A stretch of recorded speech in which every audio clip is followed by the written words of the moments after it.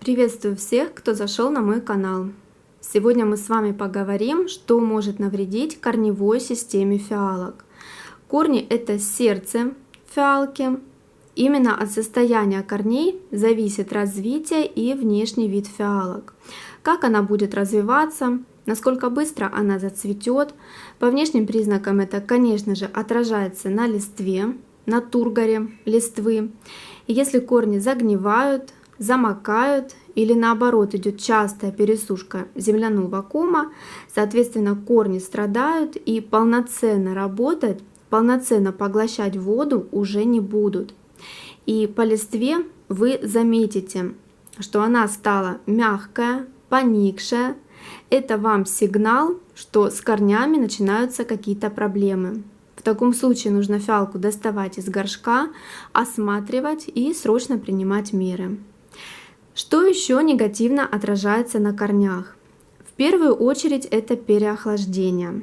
Особенно в зимний период, когда на подоконнике температура ниже, чем температура в комнате. И если вы еще и поливаете фиалки холодной водой, получается, корни охлаждаются. И в таком случае либо идет торможение роста фиалки, а именно торможение роста корней, либо еще хуже загнивание. Поэтому обязательно необходимо соблюдать баланс в поливе. Увлажнять фиалку нужно только тогда, когда земляной ком слегка просыхает. Приподняв горшок, вы почувствуете по весу, легкий он или тяжелый, и определите влажность грунта. Если горшок легкий, значит фиалка еще не нуждается в поливе. Если горшок тяжелый, значит земляной ком еще влажный, и фиалку поливать еще рано. Ну или самый простой способ — пальцем на ощупь вы можете попробовать влажный грунт или сухой. Далее это перекорм удобрения, который негативно также сказывается на корнях.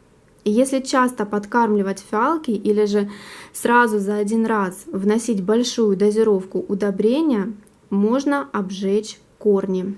И по листве, опять же таки, вы заметите, что она начинает желтеть, серединка начинает загущаться, значит начинается перекорм.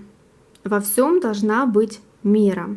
Поэтому ни в коем случае не разводите удобрения больше, чем заявлено в инструкции. Разводите либо по инструкции, а еще лучше уменьшайте дозировку в несколько раз меньше и для верхнего полива, и для фитильного полива. Минимальная уменьшенная дозировка не навредит корням, так как концентрация будет в несколько раз меньше. Особенно если фиалки стоят на фитиле, а фитиль постоянно находится в воде и фиалка постоянно питается удобрением, то обязательно концентрация удобрения должна быть минимальная, чтобы не было перекорма. Здоровые корни, они светлые, белые. Сейчас я вам покажу поближе. Как раз вот корни проросли сквозь дренажное отверстие, и я могу вам показать наглядно. Смотрите, светлые белые корни.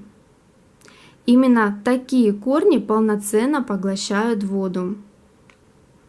Соответственно, в самом горшке корневая тоже такая же светлая, здоровая. Если вы видите, что корни начинают темнеть, чернеть, значит с фиалкой начинаются проблемы. Обязательно нужно осматривать такую фиалку, принимать меры, чтобы не потерять сорт. Итак, давайте с вами подведем итог. Что же может навредить корням? Это, конечно же, систематическая засушка или залив. Первыми начнут страдать корни, поэтому особое внимание уделяйте поливу. Далее это переохлаждение, остывание земляного кома. Также первыми пострадают корешки, так как они очень чувствительные, очень нежные, поэтому нужно утеплять подоконник, если он у вас холодный, чтобы корни не загнивали. Ну и, конечно же, это неправильное внесение удобрений, а именно перекорм, большая концентрация удобрения, плюс полив на сухой грунт и, как следствие, ожог корневой. Поэтому всегда удобряйте фиалки, если они у вас на верхнем поливе, на слегка влажный грунт. Надеюсь, информация для вас была полезной. Если у вас остались вопросы, задавайте их в комментариях.